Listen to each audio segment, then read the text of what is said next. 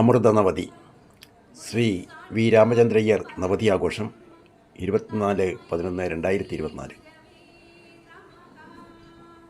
ഇതിൻ്റെ 4ാം ഭാഗം ഞങ്ങൾ പ്രേക്ഷകർക്ക് വേണ്ടി ഒരുക്കിയിരിക്കുന്നു. കാണുക. ക്ഷേത്ര ആഘോഷങ്ങളുടെ തിരക്കിൽ ഈ 4ാം ഭാഗം പുറത്തിറക്കുന്നതിന് അല്പം താമസിച്ചു പോയതിൽ ക്ഷമിക്കുക. ഹരി ഓം. തമ്മിൽ ആദ്യമായി പരിചയപ്പെടുന്നത് അവിടെ നിന്ന് എൻ്റെ വീടും അഡ്രസ്സും ചോദിച്ച് മനസ്സിലാക്കി എൻ്റെ വീട്ടിൽ വന്നു. തുടർന്ന് ഞാൻ മാഷിൻ്റെ വീട്ടിൽ പോയും ഞങ്ങൾ അക്ഷരശ്ലോകത്തിൽ ഒരുപാട് എന്നെ പരിശീലിപ്പിച്ചു. അങ്ങനെ സ്റ്റേറ്റ് യൂത്ത് ഫെസ്റ്റിവൽ വരെയും അക്ഷരശ്ലോക മത്സരങ്ങൾക്ക് സാറിൻ്റെ കൂടെ പോകാനുള്ള ഒരു ഭാഗ്യം എനിക്ക് ലഭിച്ചിട്ടുണ്ടായിരുന്നു.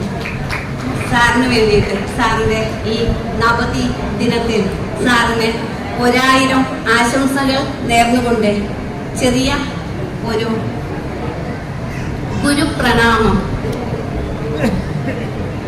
51 അക്ഷരങ്ങൾ അൻപോടുകൂടെ ചൊല്ലിയതുടനെ അക്ഷരശ്ലോകമതു ജീവശ്വാസമായി കണ്ടുര ചെയ്ത അശ്വമേധം തീർത്തവനെ ദൂരം പിറന്നൊരു കുമാനായി പുകൾ പെറ്റ അഭിവന്ദ്യ ഗുരുശ്രേഷ്ഠോ ശ്രീമൻ രാമചന്ദ്ര പ്രഭോ മംഗളം.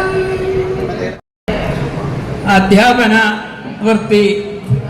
വൃത്തിയിൽ നിന്ന് റിട്ടയർ ചെയ്ത് ശൂനങ്ങാട്ടെത്തിയ സമയം ആദ്യമായി ഒരു അക്ഷരശ്ലോക ബാച്ച് ഇവിടെ തുടങ്ങുകയുണ്ടായി. എൻ്റെ മക്കളായ ജ്യോതിയും രാജിയും അതുപോലെ സുനിത, സുജിത, പ്രസന്ന എന്നിവരാണ് ആദ്യ ബാച്ചിലെ അംഗങ്ങൾ ആയിരുന്നത്. അതുപോലെ ഞങ്ങളുടെ വീട്ടിൽ സദസ്സും നടത്തിയിരുന്നു. ആദ്യമായി ഈ കുട്ടികൾക്ക് ദൂരദർശനിൽ ഒരു അവസരം ഉണ്ടാക്കി കൊടുത്തതും ഈ സാറ് തന്നെയാണ്. അതിനോട് അത്രയും നന്ദിയും രേഖപ്പെടുത്തുന്നു. അക്ഷരശ്ലോക ആചാര്യൻ ശ്രീമാൻ രാമേന്ദ്രയുടെ നവതി ആഘോഷവേളയിൽ ചുനങ്ങാട് സനാതനം നാരായണീയ സമിതി സമർപ്പിക്കുന്ന മംഗളാശംസകൾ. 100 കൂടിയുയർന്നിടട്ടെ ഭവതീയായുസ്സും ആരോഗ്യവും, ശ്ലോകം ചൊല്ലി വളർന്നിടട്ടെ നിതരാം സൽകീർത്തിവാനോരിലും, ആനന്ദാമൃതമേ കിടട്ടെ ഭഗവാൻ വാതാലയേശൻ, അനുധ്യാനം പൂർണ്ണത പൂകിടട്ടെ അതിനായി പ്രാർത്ഥിച്ചിടാം സർവദാ. നേരുന്നു ഞാനിഹ നവതി തമാഭിഷിക്തനാകുന്ന പുണ്യഗുരുവിനു സുമംഗളങ്ങൾ. ഏകട്ടൈശനിനിയം ബഹുവത്സരങ്ങൾ, ശാന്തിപ്രദായക സുകർമ്മ സുബന്ധുരങ്ങൾ. പ്രിയപ്പെട്ട സുഹൃത്തുക്കളെ, ബഹുമാനപ്പെട്ട രാമേന്ദ്രൻ മാസ്റ്ററുടെ നവതി ആഘോഷം ശിഷ്യരിന് ഏറ്റവും അതിഗംഭീരമായി മനോഹരമായി ഉള്ളിൽ തട്ടുന്ന വിധം നടത്തുകയാണ്. അദ്ദേഹത്തിന്റെ 80ാം പിറന്നാളിനും ആഘോഷം ചൊവ്വാട് രാജധാനി ഓഡിറ്റോറിയത്തിൽ ഇതുപോലെ ഗംഭീരമായി നടന്നപ്പോൾ എനിക്ക് അതിലും പങ്കെടുക്കാനുള്ള ഭാഗ്യം ഉണ്ടായിട്ടുണ്ട്. ഞാൻ ചൊവ്വാട് സ്കൂളിലെ UP സ്കൂൾ അധ്യാപികയായിരുന്നു. ഞങ്ങളുടെ സ്കൂളിലെയും തൊട്ടടുത്ത ഹൈസ്കൂളിലെയും 100 കണക്കിന് വിദ്യാർത്ഥികളെയാണ് അദ്ദേഹം അക്ഷരശ്ലോകം പഠിച്ചത്. അദ്ദേഹത്തിന്റെ ഈ നവതി ആഘോഷത്തിന് ഇവിടെ പങ്കെടുക്കാൻ സാധിച്ചതിന് എനിക്ക് വളരെ വളരെ സന്തോഷമുണ്ടായി. അതുമാത്രമല്ല, ഈ 90 വയസ്സിലും മാഷടയും ചൊല്ലുകയും ഒരു 100, 120 ഒക്കെ എല്ലാവിധ ആരോഗ്യത്തോടും കൂടി പട്ടതിരിപ്പാട് പറഞ്ഞ പോലെ അജ്ഞാത്വാദേ മഹത്വം യദിഹതിഗതിതം വിശ്വനാഥക്ഷമേധാസ്തോത്രം ചെയ്ത സഹസ്രോത്തരമധികതരം ത്വൽപ്രസാദായ ഭൂയാത്. സപ്തസാഗരമെനിക്കേകിയ ഗുണാംബുധി നവമിയാഘോഷിക്കും വേളയിൽ സുദിനത്തിൽ ഓർമ്മിച്ചുവല്ലോ കേടാറായ ഈ മൺവിളക്കിനെ കോരി ഞാൻ എന്തൊക്കെയോ ക്ഷമിക്കൂ മഹാഗുരു ഓതുന്നു നന്ദി ക്ഷണക്കത്തിനും ഗ്രന്ഥങ്ങൾക്കും ആയുരാരോഗ്യ സൗഖ്യത്തോടെ ജീവിക്കേണമേ ഏറെ നാൾ ശതവർഷം പ്രണാമം വന്ധ്യഗുരു ആയുരാരോഗ്യ സൗഖ്യത്തോടെ ജീവിക്കേ. അദ്ദേഹത്തിന് ആയുരാരോഗ്യ സൗഖ്യം നേരുന്നു. പ്രിയരെ നമസ്കാരം. ഞാൻ ഒരു പ്രവാസി മലയാളി. ഉണ്ണികൃഷ്ണൻ ഡോംബിവില്ലി എന്ന പേരിലാണ് അറിയപ്പെടുന്നത്. എൻ്റെ ജന്മദേശം ഇരിഞ്ഞാലക്കുടയ്ക്ക് അടുത്ത് എടക്കുളം എന്ന ഗ്രാമത്തിൽ. മുംബൈയിൽ വെച്ച് ഇദ്ദേഹമായിട്ട് പരിചയപ്പെട്ടു. ഞാൻ ഇദ്ദേഹത്തെ സ്വാമി എന്നാണ് എല്ലാവർക്കും വിളിക്കാറ്. സ്വാമിയുമായിട്ടുള്ള പരിചയം ഗുരുവായൂർ അമ്പലത്തിലുള്ള ഗുരുവായൂർ ക്ഷേത്രം ഉണ്ടല്ലോ, അവിടെ പൊന്നു ഗുരുവായൂർ ക്ഷേത്രം എന്ന് പറഞ്ഞത് ഡോംബിവില്ലിയിൽ ക്ഷേത്രമുണ്ട്. അവിടെയാണ് പരിചയപ്പെട്ടത്. അവർ ഗുരുവായൂരപ്പൻ്റെ സന്നിധിയിൽ വെച്ച് തന്നെയാണ് ഞങ്ങൾ തമ്മിലുള്ള പറയാം. ഉദ്ദേശം ഒരു 20 കൊല്ലം ശിഷ്യത്വത്തിലൂടെയായി അദ്ദേഹത്തിന് പല സ്ഥലങ്ങളും പഠിക്കാൻ സാധിച്ചു. കഴിഞ്ഞ നൂറ്റാണ്ടിൻ്റെ അവസാനത്തിലും ഈ നൂറ്റാണ്ടിൻ്റെ ആദ്യത്തിലും അക്ഷരശ്ലോകവും അമൃത ഭാരതിയുടെ സ്ഥാപന സാധ്യതയും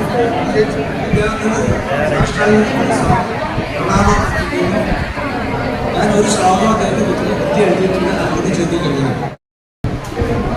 ഞാൻ മാമയെ പറ്റിയിട്ട് പറയാമെന്ന് പറഞ്ഞു കഴിഞ്ഞാൽ എനിക്കൊന്നുമില്ല. നിങ്ങൾക്ക് ഇവിടെ വന്നവർക്ക് എല്ലാവർക്കും പലരും പല വിധത്തോടു കൂടിയും അയാളുടെ സ്വാമിയുടെ കൂടെ ഗുരുവായിട്ടും ശിഷ്യനായിട്ടും പല വകകളിലും പല കാര്യങ്ങളും മാമയുടെ അടുത്തൊന്നും നിങ്ങൾക്ക് എല്ലാവർക്കും കിട്ടിയിട്ടുണ്ട്. ബട്ട് എന്നെ സംബന്ധിച്ചിടത്തോളം ഞാൻ മാമേനെ എൻ്റെ ഒരു അച്ഛൻ്റെ സമത്തിലാണ് കണക്കാക്കിയിരിക്കണം. എന്തുകൊണ്ട നിങ്ങളുടെ വീട് പോയി എന്ന് പറഞ്ഞിട്ട് നിങ്ങൾ ആരും വിഷമിക്കേണ്ട അതിനെ പറ്റിയിട്ട്. ഞാനുണ്ട്, എൻ്റെ അവിടെ എപ്പോൾ വേണമെങ്കിൽ വരാം. അതും മാത്രമല്ല, ഇതിൻ്റെ എല്ലാം ഉപരി എന്നും അവിടെ വന്നു കഴിഞ്ഞാൽ സ്വാമിയുടെ കൈകൊണ്ട് നമുക്ക് ചോറ് വെച്ച് തരും. അതൊന്നും നിങ്ങൾക്ക് ആർക്കും കിട്ടിയിട്ടുണ്ടാവും തോന്നില്ല. ഞാൻ അതിലൊരു പങ്കുകൊണ്ടുവരാണ്. അതുകൂടാതെ എന്തിനും ഏതിനും മാമ ഫസ്റ്റ് വന്ന് ആ കാര്യം വേണ്ട പോലെ നടത്തി അനുഗ്രഹിച്ച് സ്വന്തം അച്ഛൻ എന്ന നിലയിൽ അവിടെ നിന്നിട്ട് കാരണവരായിട്ട് നിന്നിട്ട് ഞങ്ങളെ എല്ലാവരെയും അനുഗ്രഹിച്ചിട്ട് എല്ലാം കഴിഞ്ഞിട്ട് അപ്പോഴും കൂടി ഉണ്ടായി. റീസെൻ്റായിട്ടും കൂടി ഒരു 10-15 ദിവസം മുമ്പായിരുന്നു എൻ്റെ ഒരു 60ാമത്തെ പിറന്നാൾ കഴിഞ്ഞപ്പോൾ 2 ദിവസം മുമ്പ് തന്നെ അവിടെ വന്നിരുന്ന് കാര്യം കഴിഞ്ഞ് അത് കഴിഞ്ഞ് എല്ലാവരും പോയ ശേഷം ഇവരുടെ എല്ലാം കഴിഞ്ഞ് ഞാൻ പോവാണ് കേട്ടോ. അപ്പോൾ ആ ഒരു നല്ലൊരു മനസ്ഥിതിയും നല്ലൊരു എന്താ പറയുക, എനിക്ക് വേണ്ടില്ല പറയാൻ മാമയെ പറ്റിയിട്ട്. നല്ലൊരു മനുഷ്യനാണ്. എല്ലാവർക്കും വേണ്ടി എന്ത് കാര്യങ്ങളും ചെയ്തു കൊടുക്കാനും എന്തിനും വേണ്ടിയിട്ട് മുൻപന്തിയിൽ വന്നിട്ട് നിൽക്കുന്നതാണ്. അപ്പോൾ അയാൾക്ക് ആ സ്വാമിക്കും ആ അച്ഛനും എൻ്റെ അച്ഛനും എന്നേക്കും ആയുരാരോഗ്യത്തോടെ ഐശ്വര്യത്തോടുകൂടെ ഇരിക്കണമെന്ന് പ്രാർത്ഥിച്ചുകൊണ്ടുള്ള ഡോക്ടർ പരമേശ്വരനും സഹധർമ്മിണിയും വന്നിട്ടുണ്ട്. അവർ ക്ലാസ്സിൽ ഏറ്റവും മിടുക്കനായിട്ടുള്ള കുട്ടിയായിരുന്നു. അതുകൊണ്ടാണ് അന്ന് എൻട്രൻസ് ഒന്നുമില്ല.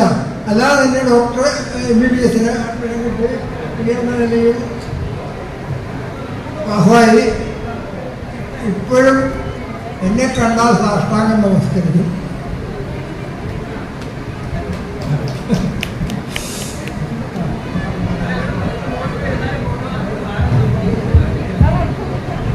എൻ്റെ പ്രിയപ്പെട്ട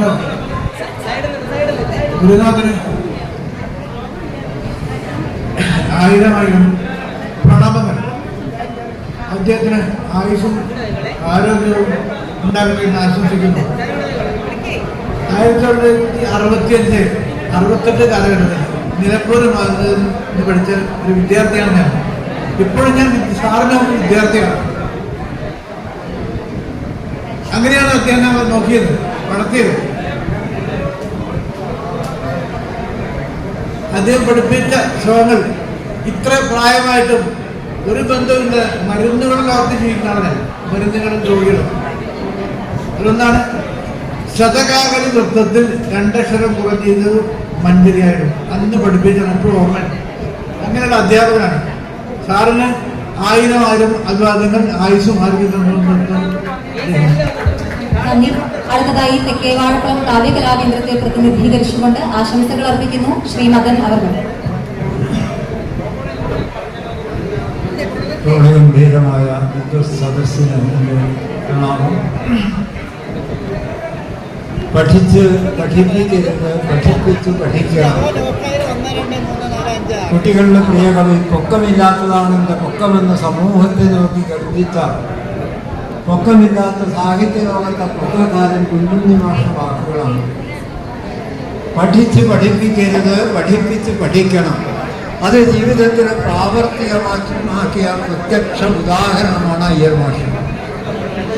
ഉള്ളൂരിൻ്റെ ബ്രഹ്മസംഗീതത്തിൽ പറയുന്നത് പോലെ വിളക്കു കൈവശമുള്ളവനെന്നും വിളക്കു കൈവശമുള്ളവനെന്നും വിശ്വം ദീപമയം വെണ്ണ മനസ്സിൽ വിളങ്ങിന മർത്തിനും എന്നേൽ അമൃതമയം.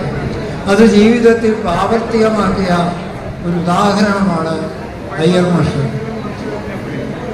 വിശ്വം കണ്ടതിൽ വെച്ച് ഏറ്റവും വലിയ ധർമാധർമ്മ യുദ്ധം നടന്ന കുരുക്ഷേത്ര ഭൂമിയിൽ ഒരു ഗുരുവിൻ്റെ ശിഷ്യന്മാർ പരസ്പരം ഏറ്റുമുട്ടിയ വേദിയിൽ ഭഗവത്ഗീത ഉടലെടുത്ത കുരുക്ഷേത്ര ഭൂമിയിൽ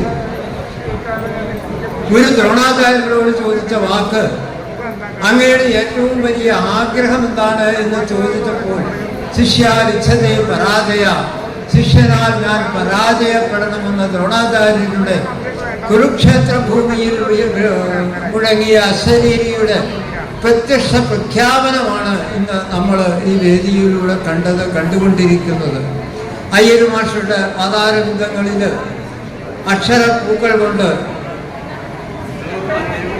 പുഷ്പാർച്ചന നടത്തിക്കൊണ്ട് ഈ ഏകലവ്യ ശിഷ്യന്റെ തെക്കേവാഴക്കുളം കാവ്യകലാകേന്ദ്രത്തിൻ്റെ ആയുരാരോഗ്യ സൗഖ്യം നേർന്നുകൊണ്ട് സാഷ്ടാംഗ പ്രണാമം അർപ്പിച്ചുകൊണ്ട് ഇദ്ദേഹത്തിൻ്റെ കഴിഞ്ഞ പിറന്നാളിനും ഇവിടെ പങ്കെടുക്കുവാൻ ഞങ്ങൾക്ക് സാധിച്ചിരുന്നു. ഇവിടെ പലരും സൂചിപ്പിച്ചതുപോലെ ശതാബ്ദി ആഘോഷങ്ങൾക്കും പങ്കെടുക്കുവാൻ ദൈവത്തിൻ്റെ ഈശ്വരൻ്റെ അനുഗ്രഹം ഉണ്ടാകണേ എന്ന പ്രാർത്ഥനയോടെ സാഷ്ടാംഗ പ്രണാമം അർപ്പിച്ചുകൊണ്ട് ഞങ്ങളുടെ ഈ ആശംസ ഇവിടെ അർപ്പിക്കുന്നു. നന്ദി, നമസ്കാരം. 69, 71, 3 കൊല്ലം മാഷാണ് ഞങ്ങൾ മലയാളം പണ്ഡിറ്റാണ്.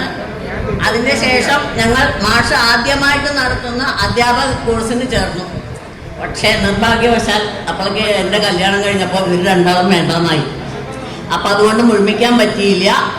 അതുകൊണ്ട് ഈ ഒരു അവസരത്തിൽ ഞങ്ങൾക്ക് മാഷ അനുഗ്രഹവും എല്ലാം ഉണ്ടാവാൻ ഞങ്ങൾ പിന്നെയും തൊഴുന്നു. അതുപോലെ കാകളിയും മഞ്ചരിയും ഒക്കെ നമ്മളിലേക്ക് അത് എത്തിക്കണമെന്നുണ്ടെങ്കിൽ അല്പം കലാവൈഭവം തന്നെ വേണം. അത് വിജയിക്കുന്ന നന്നായി അവതരിപ്പിക്കാൻ സാധിക്കുന്നതിനാണ് യഥാർത്ഥ അധ്യാപകനായിട്ട് മാറുന്നത്. ചുരുക്കത്തിൽ കുട്ടികളുടെ മനസ്സറിയണം എന്നുള്ളത് അർത്ഥം. അങ്ങനെ കുട്ടികളുടെ മനസ്സറിഞ്ഞ് അവരെ പഠിപ്പിക്കുന്നതിൽ നമ്മുടെ പ്രിയപ്പെട്ട അധ്യാപകൻ വിജയിച്ചിരിക്കുന്നു എന്നുള്ളതാണ് ചുരുക്കം. ഞാൻ ഈ പരിപാടിക്ക് മാഷ് എന്നോട് പറയുമ്പോൾ ഞാനിവിടെ അടുത്ത് മണ്ണൂർ എന്ന് പറഞ്ഞൊരു സ്ഥലമുണ്ടല്ലോ, നിങ്ങൾക്കറിയാലോ. മണ്ണൂർ രാജകുമാരനുണ്ണി എന്ന് പറയുന്ന അധ്യാപകൻ ഉണ്ടായിരുന്നു. നല്ലൊരു സംഗീതജ്ഞനാണ് അദ്ദേഹം, എൻ്റെ ഒരു പ്രിയപ്പെട്ട സുഹൃത്താണ്. ഞാൻ അദ്ദേഹത്തോട് പറഞ്ഞു, മാഷേ ഞാനിത് അടുത്ത ദിവസം അങ്ങോട്ട് വരുന്നുണ്ട്. എവിടേക്കാണ് വരുന്നത്? ഞാൻ പറഞ്ഞു ഇതുപോലെ ഒരു അയ്യർ മാഷയുടെ അവധിക്കാണ്. അയ്യർ മാഷയുടെ അതെന്താ? അതെ, അക്ഷര ശ്ലോകം പഠിപ്പിക്കണ മാഷാണോ എന്നാണ് രാജകുമാരനുണ്ണി എന്നോട് ചോദിച്ചത്. അങ്ങനെ പലരുടെയും മനസ്സിൽ അറിഞ്ഞും അറിയാതെയും ഒരു ചിരപ്രതിഷ്ഠ നേടാൻ നമ്മുടെ പ്രിയപ്പെട്ട അയ്യർ മാഷൊക്കെ അദ്ദേഹത്തിൻ്റെ പ്രവൃത്തി മൂലം സാധിച്ചിട്ടുണ്ട് എന്നതാണ് ചുരുക്കം. ഈ അധ്യാപകരോട് ക്ലാസ് എടുക്കാൻ വേണ്ടി എന്നെ വിളിക്കേണ്ടായി പലപ്പോഴും. എൻ്റെ മൈൻഡ് ഡിസൈൻ അധ്യാപകർക്ക് നടത്തണമെന്ന് പറഞ്ഞപ്പോൾ ഞാനാകാൻ തരുന്നു. അധ്യാപകരെയൊക്കെ അയ്യർ മാഷെ, ഇന്ന് രാവിലെ ഇവിടെ ഉണ്ടായിരുന്ന രാജഗോപാല മാഷെ, അതുപോലെയുള്ളവരെയൊക്കെ കണ്ടിട്ടാണ് നമ്മൾ വളർന്നു വന്നിട്ടുള്ളത്. അപ്പം അവർക്കൊക്കെ നമ്മൾ അങ്ങോട്ട് ക്ലാസ് എടുക്കുക.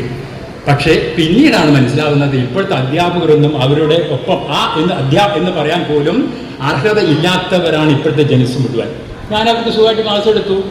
ഇവിടെ അടുത്ത ദിവസം പാലക്കാട് പോലും പിന്നെ മലയാള മനോരമയുടെ നല്ല പാഠം പരിപാടിയിലേക്ക് എന്നെ വിളിച്ചിട്ടുണ്ട് അധ്യാപകർ ക്ലാസ് എടുക്കാൻ. തുടർന്ന് എല്ലാ സ്ഥലങ്ങളിലേക്കും വിളിക്കുന്നു. അപ്പോൾ ചുരുക്കത്തിൽ അധ്യാപകർ എന്ന സ്ഥാപനം നൽകാൻ എങ്ങനെ കഴിവുകൾ മനസ്സിലാക്കുക, കുട്ടികളുടെ കഴിവുകൾ മനസ്സിലാക്കാൻ പറ്റുന്ന, കഴിവുകളെ പ്രതിദാനം ചെയ്യുന്ന ഒരു ചെറിയ റിബൺ ഞാൻ നിങ്ങളുടെ ഭാഗം കൊണ്ടുവന്നിട്ടുണ്ട് കേട്ടോ. വ്യത്യസ്ത നിറങ്ങളാണ് ഈ റിബൺ ഉള്ളത്. ചുവപ്പും വെള്ളയും മഞ്ഞയും കറുപ്പും പച്ചയും എല്ലാം കൂടി ചേരുന്ന വ്യത്യസ്ത നിറങ്ങളിലുള്ളതായ ഒരു റിബൺ. ഇത് കുട്ടികളുടെ കഴിവുകളാണ്. ഇനി നമുക്ക് കുട്ടികളെ കാണണ്ടേ? കുട്ടികളെ കാണിക്കുന്നത് കുട്ടികളുടെ മനസ്സിനെയാണ് പ്രദാനം ചെയ്യുന്നത്. ഈ കാണുന്ന വെള്ളത്തുവാല കുട്ടികളുടെ മനസ്സിനെ പ്രതിദാനം ചെയ്യുന്നു. ഇത് വളരെ സുതാര്യമാണ്. ഒന്നും ഇതിനകത്ത് ഒളിച്ചു വെച്ചിട്ടില്ല എന്ന് ചുരുക്കം. ഈ മനസ്സിലേക്ക്, കുട്ടികളിലേക്ക് അവരിലുള്ളതായ കഴിവുകൾ സന്നിവേശിപ്പിക്കുന്നതാണ് നമ്മൾ കാണുന്നത്. കുട്ടികളിലുള്ളതായ പാട്ട് പാടാനും പ്രസംഗിക്കാനും അക്ഷര ശ്ലോകത്തിന് വേണ്ടി ചെല്ലാനും അതുപോലെ തന്നെ നൃത്തം ചെയ്യാനും സ്പോർട്സിലും എല്ലാമുള്ള വ്യത്യസ്തമായ കഴിവുകൾ അവരിലുണ്ട്. അത് അവരിലേക്ക് സന്നിവേശിപ്പിക്കുകയാണ്, തള്ളിക്കയറ്റിയിരിക്കുകയാണ്. ഇപ്പോൾ നിങ്ങൾക്കിത് കാണാൻ സാധിക്കുന്നില്ല. കാരണം എന്തെന്ന് ചോദിച്ചാൽ അവരിൽ അത് ഒളിഞ്ഞിരിക്കുകയാണ് ചെയ്യുന്നത്. കാണാൻ പറ്റാത്ത രീതിയിൽ ഒളിഞ്ഞിരിക്കുന്ന ഒരവസ്ഥയിലാണുള്ളത്. നമുക്ക് കാണാൻ പറ്റുന്നില്ല. ഇത്തരത്തിൽ ഒളിഞ്ഞിരിക്കുന്ന കഴിവുകളെ പുറത്തു കൊണ്ടുവരികയാണ് യഥാർത്ഥ അധ്യാപകർ ചെയ്യുന്നത്. അതിൽ വിജയിക്കുമ്പോഴാണ് ഇതുപോലെയുള്ളതായ ശിഷ്യഗണങ്ങൾ അവരുടെ സന്തോഷവേളകളിൽ ഒത്തുകൂടുന്നത് എന്നുള്ളതാണ് ചുരുക്കം. അങ്ങനെ ഒരു അധ്യാപകനാണ് നമ്മുടെ അയ്യർ മാഷ്. ഇനി ഒരു രാജ്യത്തിൻ്റെ സംസ്കാരം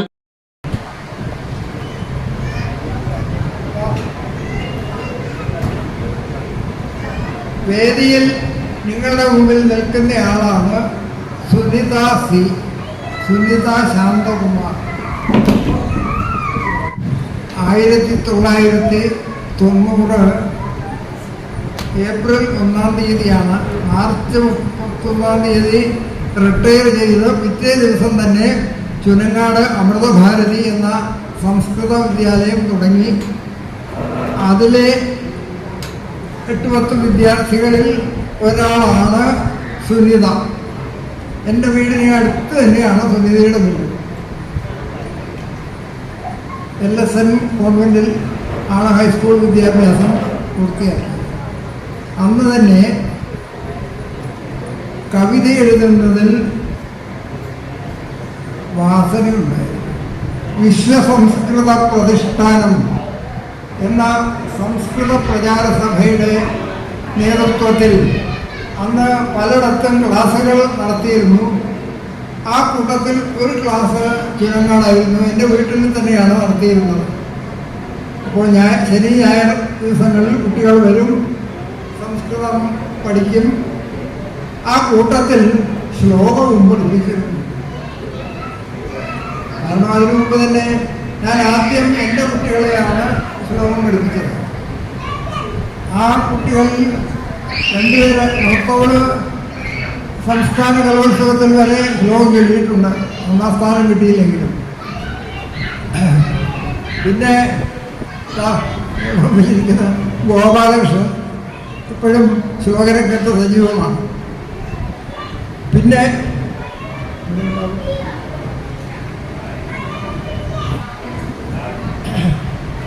ലത, സീത എന്ന 2 പേര് വളരെ ഭംഗിയായിട്ട് ശ്ലോകം ചൊല്ലുന്നവരാണ്. അതിനുശേഷമാണ് ഒരു ദൈവനിയോഗം, അതേ പറയുള്ളൂ, ചുനങ്ങാട് വന്ന് കുടിയിരുന്നു. അപ്പോഴാണ് ഈ അമൃതഭാരതി അക്ഷരശ്ലോക സമിതി തുടങ്ങുന്നത്. അതിൽ ഏറ്റവും മികവ് പുലർത്തിയിരുന്ന വിദ്യാർത്ഥിനിയാണ് സുനിത. കാരണം അഖില കേരളാടിസ്ഥാനത്തിൽ വിശ്വസംസ്കൃത പ്രതിഷ്ഠാനം നടത്തിയ പരീക്ഷയിൽ 1-ാം സ്ഥാനം നേടി. വളരെ ഈ ചന്ദ്രൻ സാറിൻ്റെ കാര്യം പറയുന്നത് വളരെ താഴ്ന്ന ചുറ്റുപാടുകളിൽ നിന്നാണ് സുനിത പഠിച്ചു വളർന്നത്. സ്വന്തം താല്പര്യം കൊണ്ട്, സ്വന്തം മനഃശക്തി കൊണ്ട് ആണ് ആ നിലയിലേക്ക് എത്തിയത്. അതുപോലെ എല്ലാ വൃത്തത്തിലുമുള്ള ശ്ലോകങ്ങളും സുനിത അന്ന് പഠിച്ചിരുന്നു. ഒരിക്കൽ കോഴിക്കോട് പന്തീരാക്കാവിൽ വെച്ച് നടന്ന മത്സരത്തിൽ സുനിതയ്ക്കും കുട്ടികളിൽ രാധികയ്ക്കും അവരെ പൊന്നാട അണിയിച്ചു. അപ്പോൾ അമൃതഭാരതിയുടെ കഴിവ് എന്ന് തന്നെ അറിഞ്ഞിരുന്നു ആളുകൾ. അന്ന് എന്നു പറഞ്ഞ പോലെ സുനിത വീട്ടിൽ വരും, ശ്ലോകം ചൊല്ലും. അന്ന് കവനകൗതുകം, കവനകൈരളി എന്നീ 2 മാസിക നടന്നിരുന്നു. അതിലെ സമസ്യകൾ ഞങ്ങൾ തമ്മിൽ ചർച്ച ചെയ്ത് പൂരിപ്പിക്കുകയും അയക്കുകയും ചെയ്തിരുന്നു. അങ്ങനെ കവിതാരചനയിൽ നൈസർഗികമായിട്ടുള്ള പ്രതിഭ അത് വേണം. അത് ഈ ടാലൻ്റ് എന്ന് പറയുന്നതും ജീനിയസ്നെസ് എന്ന് പറയുന്നതും രണ്ടും അപ്പോൾ രാധിക തുടങ്ങിയിട്ടുള്ളവർ അസ്രായിട്ട് ശ്ലോകങ്ങൾ ഏറ്റവും നന്നായിട്ട്, പക്ഷെ അത് ടാലൻ്റാണ്. രാധിക ശ്ലോകം എഴുതി ഞാൻ കണ്ടിട്ടില്ല, നിർബന്ധിച്ചിട്ടുണ്ട്. പക്ഷേ ജീനിയസ്നെസ് അന്നാണ് കിട്ടുള്ളൂ.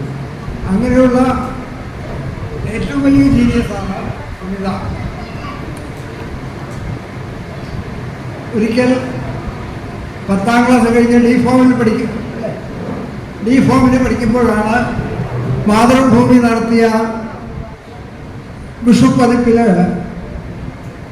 സുനിതയുടെ രാധിക ഇതുണ്ട് എന്ന കവിത അയച്ചു കൊടുത്ത്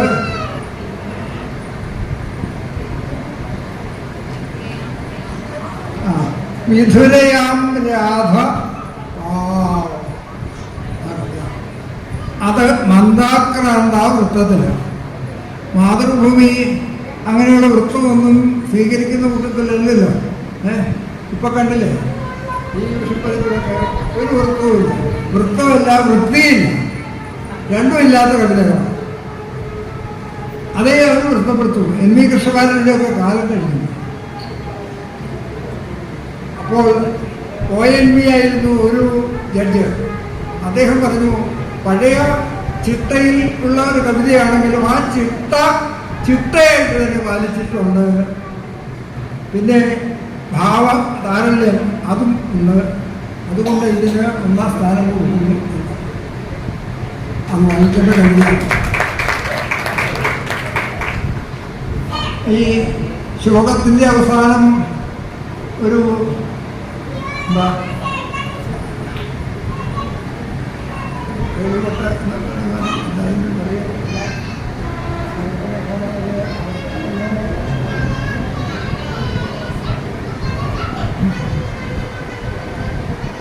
പെരുകയാൽ ഏഴയാം തോഴി കഷ്ടം, ഏഴയാം തോഴി കഷ്ടം ഉണ്ടോ, ഒട്ടാറ്റുവാൻ പറ്റിയില്ല.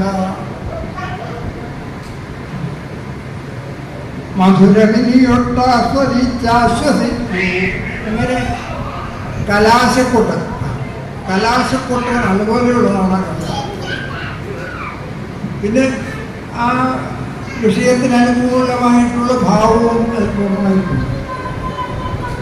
അതിനുശേഷം സഖിയോട് എന്നൊരു 4 കവിത അത് കവനകൗതുകം അവാർഡിന് തിരഞ്ഞെടുക്കപ്പെട്ടതാണ്. പക്ഷേ അന്ന് കുത്തുള്ളിൽ കൃഷ്ണൻ നമ്പൂതിരിയുടെ കവിതകളും ഉണ്ടായിരുന്നു. അദ്ദേഹം വളരെ പ്രായമുള്ള ആളാണ്, വളരെ കാലമായിട്ട് ഇടുന്നയാളാണ്. അതുകൊണ്ട് അദ്ദേഹത്തിന് കൊടുക്കാമെന്ന് കമ്മിറ്റിക്കാരെ തീരുമാനിച്ചു.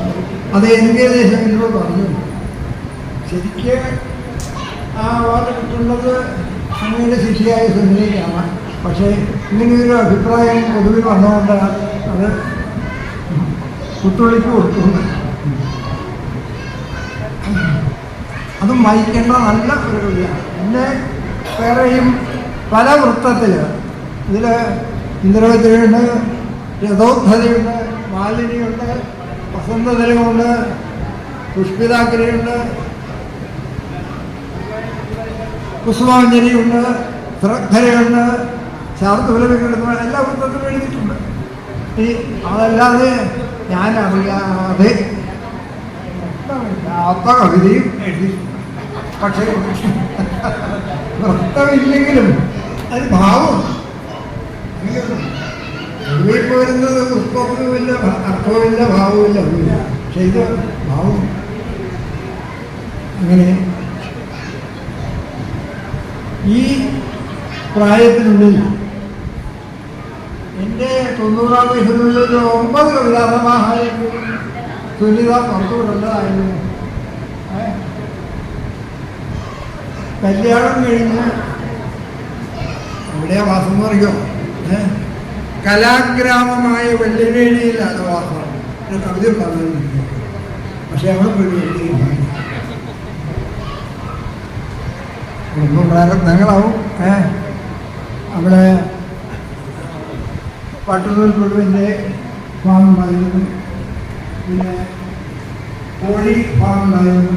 ഭർത്താവ് അതൊക്കെ പിടിച്ച് ഇപ്പം ആടുകൾ 21 ആടുകളുണ്ട്. ഇങ്ങനെയുള്ള പ്രാരബ്ധങ്ങളുടെ ഇടയ്ക്ക് വിട്ടുപോയി കവിതാകാലം കഴിഞ്ഞിട്ടില്ല. പക്ഷേ സമയം അതിനുള്ള ശേഷിയും ശേമുഷിയുമുണ്ട്, ഭാവനാവിലാസമുണ്ട്. അതുകൊണ്ട് കുമാരനാശാൻ 45-ാം വയസ്സിലാണ് അദ്ദേഹത്തിൻ്റെ ഒന്നാമത്തെ കവിതാസമാഹാരമായ പുറത്തിറക്കിയത്.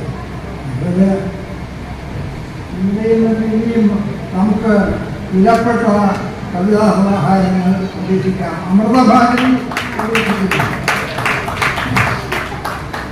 പിന്നെ അമൃതഭാരതിയിൽ ജീനിയസ് ആയിട്ടുള്ള ഒരു കുട്ടിയുണ്ട്. ചിട്ടയുണ്ടോ അവിടെ?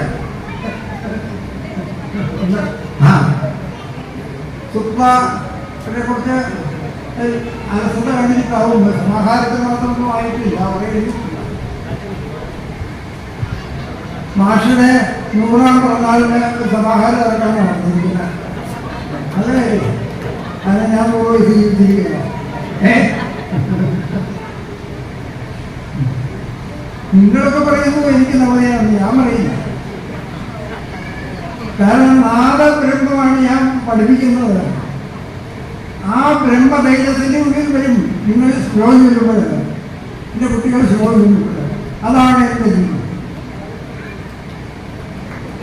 അതിൽ ഞാൻ അമൃതഭാരതിയിലെ ഓരോ കുട്ടിയോടും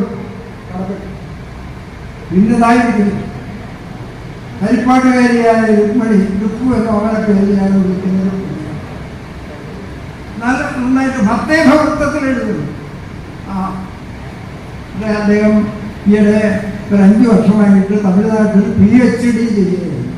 ഞാനിപ്പോൾ ഡോക്ടർ ആയില്ല, ഡോക് വരെയായി. ഇനി അതുകൊണ്ട് ഡോക്ടറായി വന്നിട്ട് തൻ്റെ തമിഴ്നാട്ടിലെ അനുഭവങ്ങൾ പൊങ്കൽ ചോറും തലസാദവും ഒക്കെ അനുഭവമായിട്ടും കവിത എഴുതുന്ന ഞാൻ വിചാരിക്കുന്നു. അതും എൻ്റെ 100-ാം വയസ്സിൽ. ഏതായാലും ഈ പുസ്തകം വളരെ സന്തോഷത്തോടു കൂടി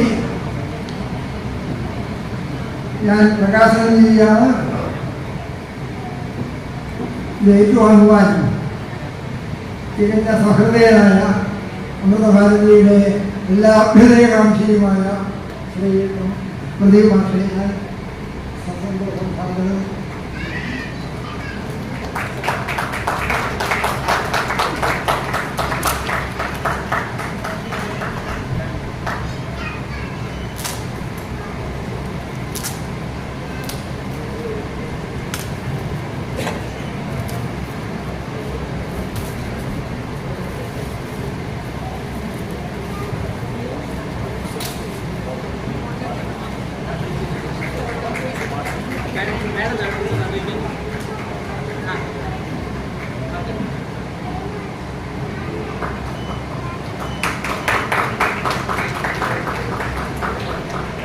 പുസ്തകത്തിൻ്റെയും നമ്മുടെ ഒരു കൊച്ചുകുട്ടിയുടെ പുസ്തകമാണ്. അപ്പോൾ നമ്മൾ ഭാരതീയ അംഗങ്ങൾ അത് വാങ്ങണം. നല്ല കണ്ടിയുണ്ട്. നല്ല ശ്ലോകം സദസ്സിൽ ചൊല്ലാവുന്നതാണ്. ഏകാക്ഷരത്തിനൊക്കെ ചൊല്ലാവുന്നതുകൊണ്ട് 120 രൂപയാണ് വിലയെങ്കിലും 100 രൂപയ്ക്ക് ഈ ഇവിടുന്ന് നിങ്ങൾക്ക് വാങ്ങാൻ സഹായിക്കുക.